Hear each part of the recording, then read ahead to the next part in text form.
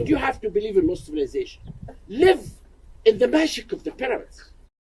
If you're familiar with this subject, you'll already know that Graham Hancock and Zahi Hawass are adversaries. Zahi massively lost his temper. Don't talk to me!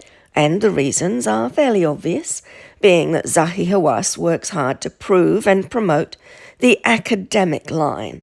If there is evidence of lost civilization, what is archaeology? What is this?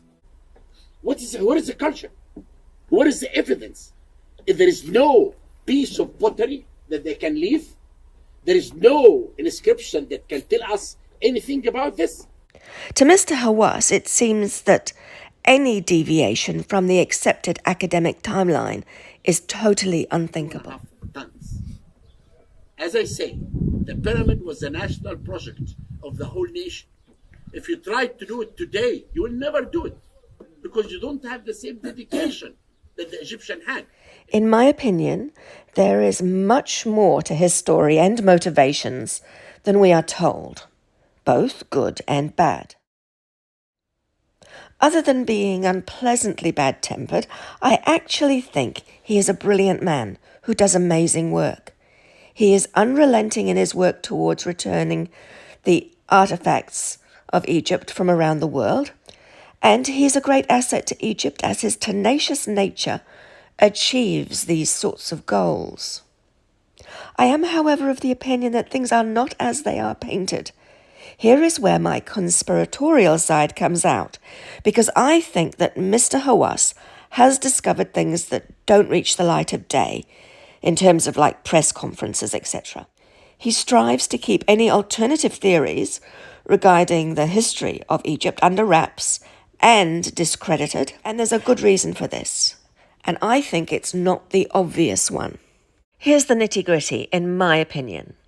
Reputedly, he started his career under the wing of the Association of Research and Enlightenment, i.e. the Edgar Cayce Foundation, as did Mark Lehner. He is therefore a strong candidate for secretly knowing all about the real past of Egypt before the dynastic Egyptians arrived on the scene. So based on that, I am of the opinion that Zahi Hawass actually works quietly for the betterment of humanity. And I know most of you will probably disagree with me on this, but it is while he also feathers his own nest by being the most famous Egyptologist of current times, and also the number of books he's written. So, because he's had so many successful books, it's very, very impressive. I even own the odd one myself. I can tell you about the book that I wrote about this evidence. What do I think is actually going on? Okay, here it is, because in my dream regressions, there are two factions that pursue the ancient technology. So the first group are the followers of Japay, who knowingly or unknowingly today include those people controlling various military groups, as well as the Vatican. This group has two objectives: to keep humanity shackled in order to retain power, and to get any ancient technology for the military, i.e. for controlling the people.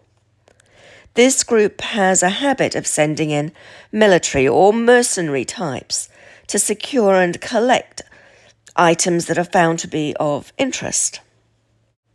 The other group are the followers of Uran, and these people work towards preventing ancient technologies getting into the wrong hands.